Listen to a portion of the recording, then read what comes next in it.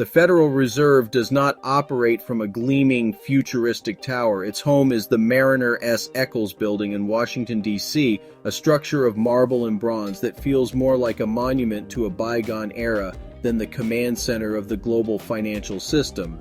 Yet within these stately walls, decisions are made that ripple through every corner of the world economy.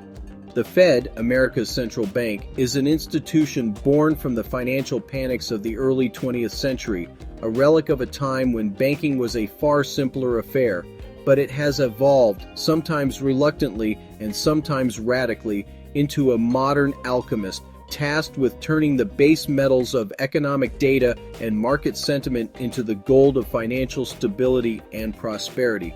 This is the story of that transformation. Its core mission, established over a century ago, was to prevent the kind of bank runs that regularly plagued the American economy. The founders envisioned a lender of last resort, a backstop that could provide liquidity when private markets seized up.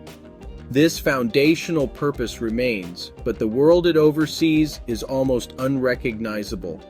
The flow of capital is no longer constrained by national borders or the speed of telegraph wires. It moves at the speed of light, a torrent of digital information that can create or destroy fortunes in milliseconds.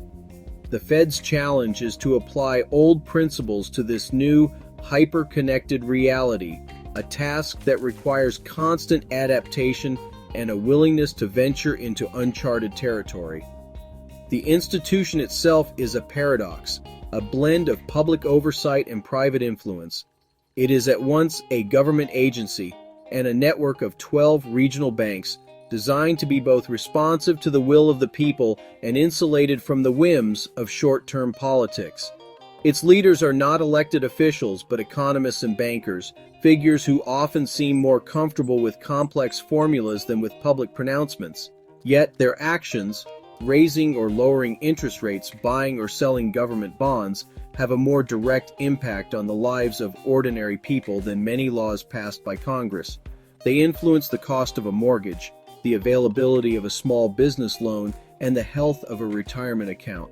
This unique structure makes the Fed a perpetual subject of fascination, suspicion, and debate. To some, it is a secretive cabal of unelected technocrats, wielding immense power without sufficient accountability.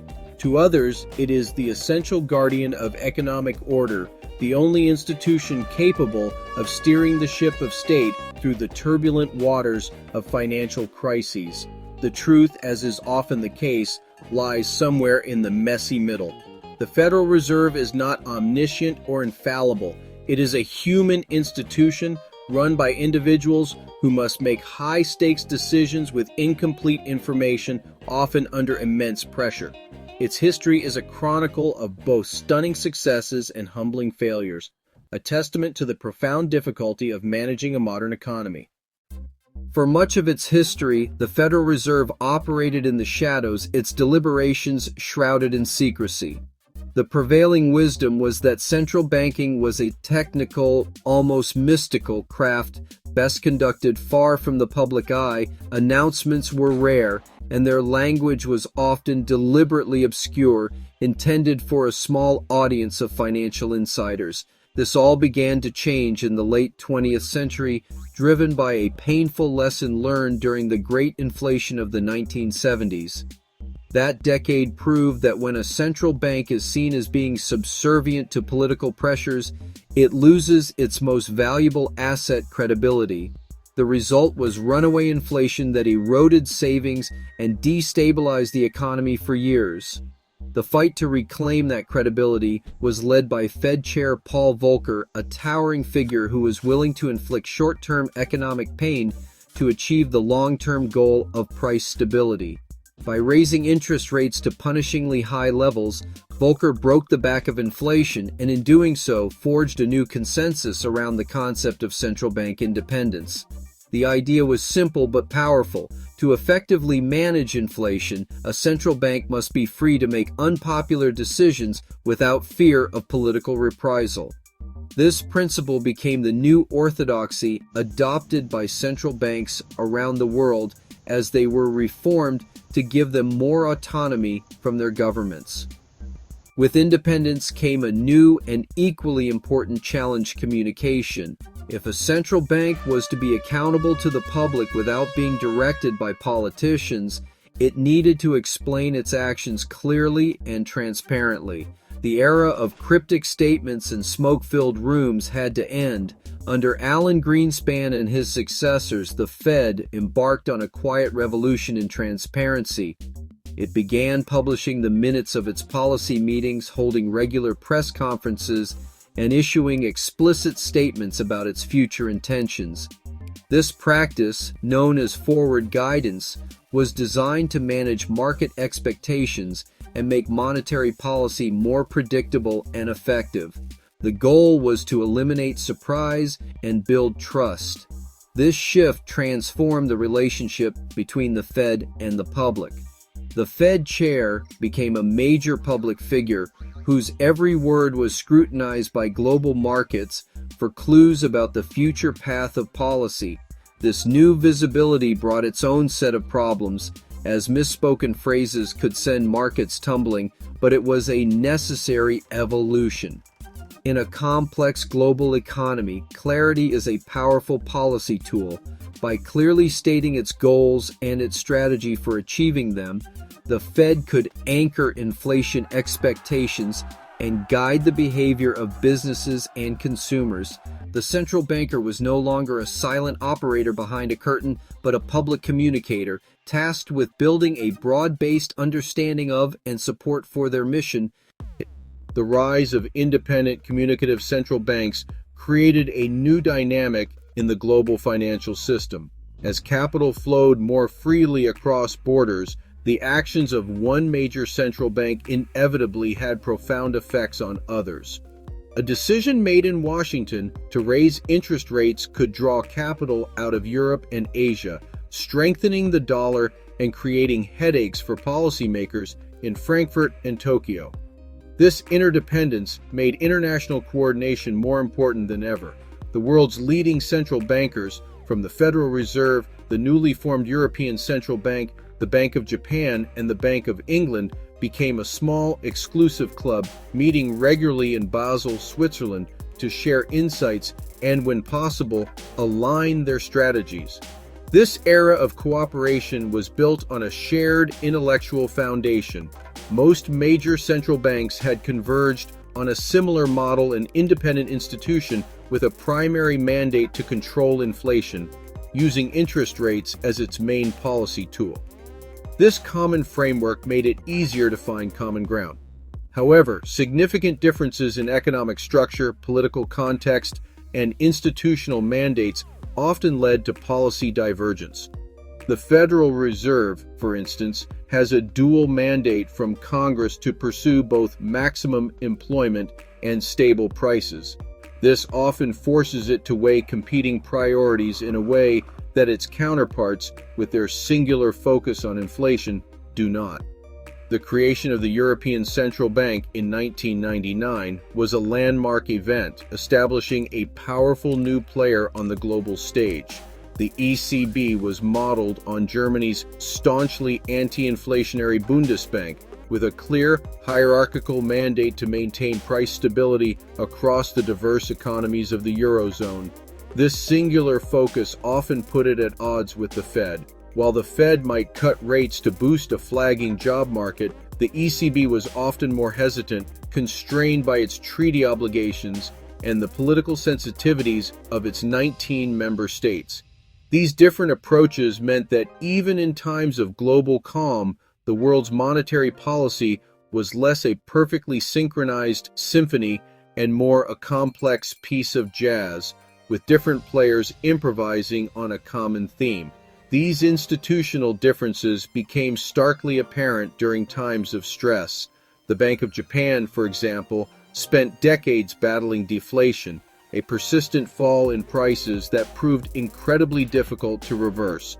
It was forced to pioneer unconventional policies, such as quantitative easing and zero interest rates, long before they became part of the standard toolkit in the West. Its struggles offered a cautionary tale for the Fed and the ECB, a glimpse into a world where traditional monetary policy loses its power. The global financial system became a laboratory, with each central bank running its own experiments. They watched each other closely, learning from both successes and failures, knowing that in a connected world, no major economy is truly an island. The intricate system of global central banking faced its ultimate test in 2008. The collapse of the United States housing market triggered a contagion that spread with terrifying speed through the global financial system, freezing credit markets and threatening a complete meltdown. The crisis was a brutal lesson in the interconnectedness of modern finance. Problems that began with subprime mortgages in American suburbs quickly became a global catastrophe. The Federal Reserve, along with its international counterparts, found itself staring into the abyss. The old playbook, centered on adjusting a single interest rate, was wholly inadequate for the scale of the disaster unfolding before them. In response, the Fed, under the leadership of Ben Bernanke, a former academic who had spent his career studying the Great Depression, threw caution to the wind. It unleashed a torrent of new, experimental, and often controversial programs designed to prevent the financial system from collapsing. It slashed its benchmark interest rate to zero. It bailed out the insurance giant AIG and helped orchestrate the sale of the failing investment bank Bear Stearns.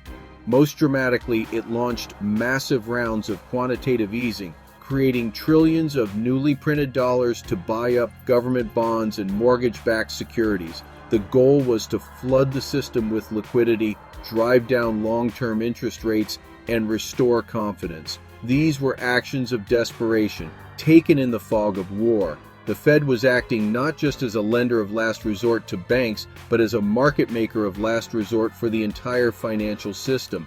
It created a dizzying array of emergency lending facilities with cryptic acronyms, extending credit to institutions far beyond the traditional banking sector. It was a fundamental and breathtaking expansion of the central bank's role in the economy. The Fed was no longer just a referee. It had become the most important player on the field, actively shaping market outcomes in ways that would have been unthinkable just a year earlier.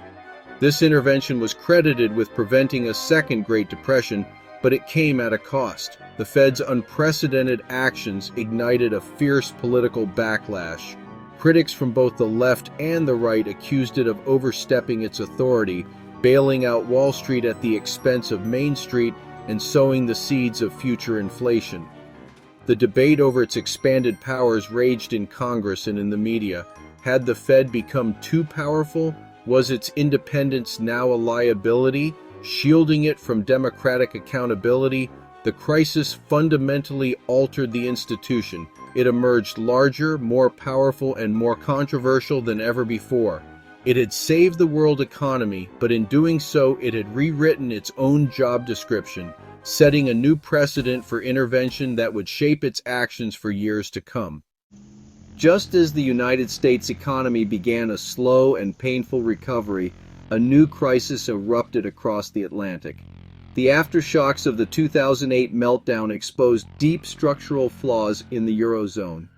Unlike the United States, the Eurozone was a monetary union without a fiscal union. It had a single central bank, the ECB, and a single currency, but its member governments still controlled their own budgets and issued their own debt. This design flaw became a critical vulnerability when investors began to fear that some countries like Greece, Ireland, and Portugal might not be able to pay back their loans. The sovereign debt crisis was born, and it threatened to tear the single currency apart. For a time, the European Central Bank seemed paralyzed. Bound by its strict, German-influenced mandate, it was slow to act. Its primary mission was to fight inflation, not to rescue profligate governments. As borrowing costs for peripheral countries soared, panic spread. The world watched in horror as the very existence of the euro, one of the great political and economic projects of the post-war era, hung in the balance. The crisis highlighted the stark differences between the Fed and the ECB. While the Fed had acted as a powerful national institution with the full backing of the United States Treasury, the ECB had to navigate the treacherous politics of its many member states, each with its own interests and anxieties. The turning point came in the summer of 2012, with markets in a full-blown panic and talk of a Greek exit from the euro growing louder. ECB President Mario Draghi stepped before the cameras at a conference in London. In a few carefully chosen words, he changed the course of the crisis. He declared that the ECB was ready to do whatever it takes to preserve the euro. And believe me, it will be enough. This was not a detailed policy announcement, but a powerful statement of intent. It was a bluff, backed by the full, potentially limitless firepower of the central bank. The markets called his bluff a put, an option to sell their bonds to the ECB if things got worse. Draghi's promise, which became known as the Draghi put, worked like magic. The panic subsided almost overnight. Borrowing costs for struggling countries fell dramatically. Though the ECB did not immediately have to use the new bond buying program it created to back up the pledge, the mere existence of the backstop was enough to restore calm. It was a masterclass in central bank communication and crisis management. Like the Fed's response in 2008, Draghi's action represented a massive expansion of the central bank's role. He had effectively committed the ECB to standing behind national governments, blurring the line between monetary and fiscal policy. The euro was saved, but the debate over the proper role and limits of central bank power in Europe had only just begun. In the years following the global financial crisis, as central banks were busy contending with its aftermath, a new and different kind of challenge was quietly gathering force. The world of finance was being reshaped by two powerful trends: the growth of shadow banking and the explosion of financial technology, or fintech. Shadow banking refers to the vast ecosystem of non-bank financial firms, like money market funds, hedge funds, and private equity firms, that perform bank-like functions but operate outside the traditional regulatory perimeter. These entities had played a central role in the 2008 crisis, and in the years since, they had only grown in size and importance, creating new sources of systemic risk that were difficult for regulators to monitor. Simultaneously, the digital revolution was finally coming for the staid world of money and payments. Fintech startups began to challenge incumbent banks in everything from lending to international transfers, using technology to offer cheaper, faster, and more user-friendly services. This wave of innovation promised to make the financial system more efficient and accessible. However, it also created new headaches for central bankers. They were now faced with a rapidly fragmenting financial landscape where new players and new technologies were constantly emerging, many of them operating in a regulatory gray area. The old models of supervision, designed for a world of brick-and-mortar banks, were becoming obsolete. The most disruptive of these innovations was the invention of Bitcoin in 2009 and the subsequent rise of thousands of other cryptocurrencies. These digital assets, built on a decentralized technology called blockchain, represented a radical challenge to the existing monetary order. Their creators envisioned a new kind of money, one that was free from the control of governments and central banks. For the Federal Reserve and its peers, cryptocurrencies were a perplexing phenomenon. Were they a speculative bubble, a new asset class for investors, or a genuine threat to sovereign currencies? The volatility and use of crypto in illicit activities were major concerns, but the underlying technology also held the promise of revolutionizing payments.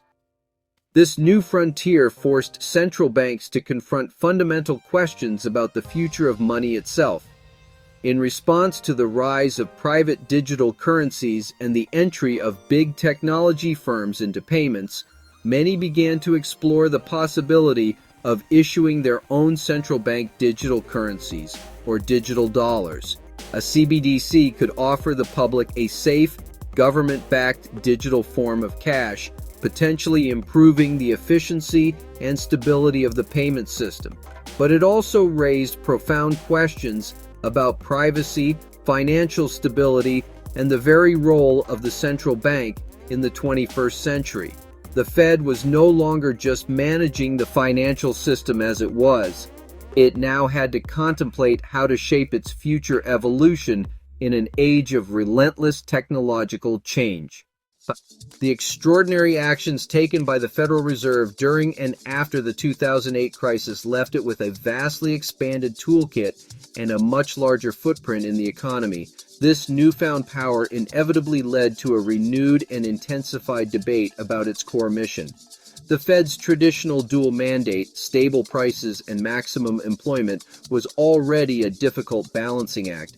Now it was being implicitly tasked with a third goal, ensuring financial stability. The question was whether these three objectives were always compatible. Could the low interest rates needed to boost employment also fuel dangerous asset bubbles that threaten financial stability? This was the central dilemma facing the Fed in the 2010s. This debate played out not just in academic journals but in the halls of Congress, where the Fed faced growing scrutiny from both sides of the political aisle. Some lawmakers sought to rein in the Fed, proposing legislation that would subject its monetary policy decisions to audits or force it to follow a rigid rules-based formula for setting interest rates. Proponents of these measures argued that they would increase accountability and prevent the kind of discretionary, ad hoc interventions seen during the crisis. The Fed, for its part, pushed back hard, arguing that such constraints would strip it of the flexibility needed to respond to unforeseen economic shocks, effectively tying its hands before the next crisis. The debate also expanded to include questions about the Fed's role in addressing broader social and economic issues. With its powerful influence over credit conditions and the labor market, some argued that the Fed should take a more active role in tackling issues like income inequality and racial disparities in employment. They called for a broader interpretation of its maximum employment mandate, one that focused not just on the national unemployment rate, but on ensuring that the benefits of economic growth were shared more widely. This pushed the Fed into uncomfortable political territory as it sought to balance these new expectations with its traditional focus on macroeconomic management. At the heart of all these debates was a fundamental question of trust and transparency. The Fed's post-crisis power rested on a fragile public consensus. To maintain its legitimacy and its precious independence, it needed to be more transparent than ever before about its goals, its strategies, and the trade-offs it was making. This meant engaging more directly with the public and with elected officials, explaining its decisions in clear, accessible language, and acknowledging the limits of its knowledge and its power. The institution that had once prized secrecy now found that its survival depended on its ability to operate in the open, constantly making the case for its own existence in a skeptical world. In early 2020, a new and terrifying crisis struck. The COVID-19 pandemic triggered a global economic shutdown of a scale and speed never seen before. As businesses closed and people stayed home, financial markets once again went into a tailspin.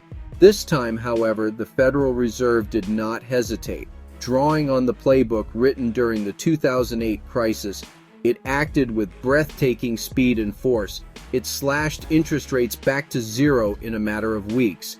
It restarted its massive quantitative easing programs, buying bonds at an even faster pace than before. The lesson from 2008 was clear. When faced with a panic, you go big and you go fast. But the Fed went even further. Recognizing that this was a crisis unlike any other, it once again ventured into uncharted territory. It launched an array of new emergency lending programs, this time designed to channel credit directly to large corporations and even to medium-sized businesses and state and local governments. In a historic move, it created a facility to buy corporate bonds, including, for the first time, some junk bonds with lower credit ratings. The Fed was now directly supporting non-financial businesses, crossing a line it had long been reluctant to approach. Its goal was to prevent a wave of bankruptcies that could turn a temporary public health crisis into a permanent economic depression. The Fed's swift and overwhelming response, combined with trillions of dollars in fiscal stimulus from Congress, worked. Financial markets stabilized remarkably quickly, and what could have been a prolonged depression turned into one of the shortest, sharpest recessions in U.S. history. The recovery was faster and stronger than almost anyone had predicted. But this success came with a new set of concerns. The sheer scale of the monetary and fiscal intervention had flooded the economy with money, contributing to a surge in inflation that proved to be higher and more persistent than the Fed had initially expected. The central bank now faced the difficult task of unwinding its support and raising interest rates to combat inflation without tipping the economy back into recession. The pandemic response reignited all the old debates about the Fed's power and its side effects. Had the Fed's actions exacerbated wealth inequality by inflating the prices of stocks and real estate? Had its willingness to backstop markets created a moral hazard, encouraging excessive risk-taking in the belief that the Fed would always be there to clean up the mess? And had its close coordination with the Treasury Department during the crisis blurred the lines of its independence? The pandemic proved once again that the Fed was an indispensable crisis fighter, but it also left the institution grappling with the unintended consequences of its own power, navigating a complex landscape of economic recovery, rising inflation, and renewed political scrutiny.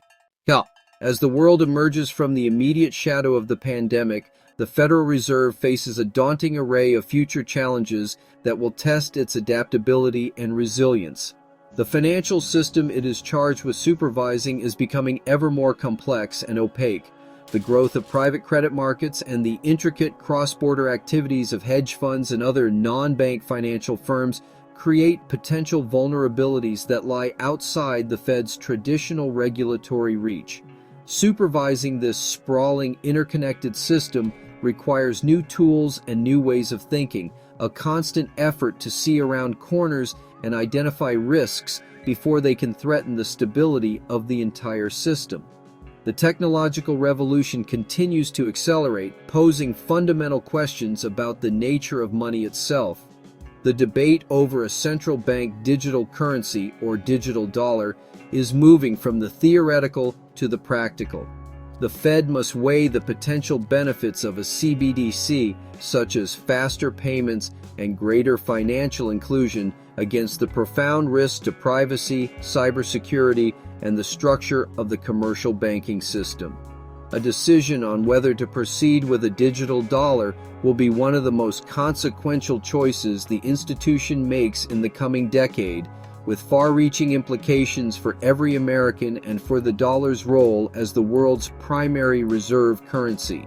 At the same time, the Fed must navigate an increasingly fraught political environment. The deep polarization in American politics makes consensus on economic policy harder to achieve and increases the pressure on the central bank. Its independence, once a widely accepted principle, is under constant attack. Every decision on interest rates is now viewed through a partisan lens, and the Fed chair is regularly called before Congress to defend the institution's actions against criticism from all sides. Preserving the operational independence needed to make sound, long-term policy decisions while remaining accountable to the democratic process will be a perpetual and delicate balancing act. These challenges are not unique to the Federal Reserve. Central banks around the world are grappling with the same set of issues: how to manage inflation in a post-pandemic world, how to regulate a rapidly evolving financial sector, and how to maintain their legitimacy in an age of political turmoil. They must also confront new global threats, from the economic fallout of climate change to the geopolitical risks of a more fragmented world. The era of quiet, technical central banking is definitively over. The Fed's leaders must be not only skilled economists, but also deft communicators, savvy regulators, and astute political navigators, guiding the institution through a landscape of constant and unpredictable change. The story of the Federal Reserve is a story of evolution. It is an institution forged in crisis, constantly forced to adapt to a financial world that never stops changing. From its origins as a simple lender of last resort, it has grown into a powerful, multifaceted entity at the very center of the global economy. It has learned painful lessons from inflation, pioneered new tools to fight financial meltdowns, and navigated the treacherous currents of technological disruption and political pressure. Its journey has been marked by both bold successes and acknowledged mistakes, a reflection of the immense difficulty of its task. The Fed does not possess a crystal ball. It operates in a world of uncertainty, making high-stakes judgments with imperfect information. Through all these transformations, the Fed's core mission has remained remarkably consistent. Its ultimate purpose is to provide a foundation of stability upon which the economy can grow. This means keeping inflation low and predictable, fostering an environment where as many people as possible can find jobs, and acting as a bulwark against the kind of financial panics that can devastate the lives of ordinary citizens. It is a mission that requires a long-term perspective, a willingness to make unpopular decisions, and an unwavering commitment to the public good. The tools and the context may change, but the fundamental goal of fostering economic stability endures. The source of the Federal Reserve's power is not derived from its vast balance sheet or its legal authority alone. At its core, the Fed's effectiveness depends on a single, intangible asset: trust. The public must trust that the Fed will act independently to keep the value of their money stable. Markets must trust that the Fed will act decisively to prevent financial collapse. The world must trust in the integrity of the US dollar as a reliable store of value and medium of exchange. This trust is hard-won and easily lost. It is built not through a single action, but through a long track record of competence, transparency, and accountability.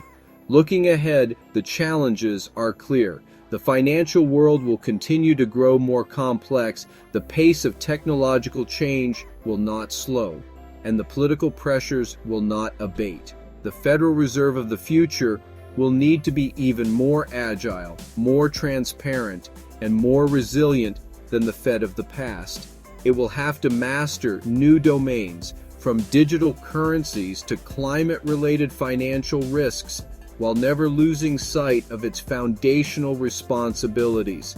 Its role as the modern alchemist, transforming risk and uncertainty into confidence and stability, has never been more critical. In a world of constant shocks and shadows, the enduring mission of the Federal Reserve is to be the bedrock, the anchor of trust in an uncertain world.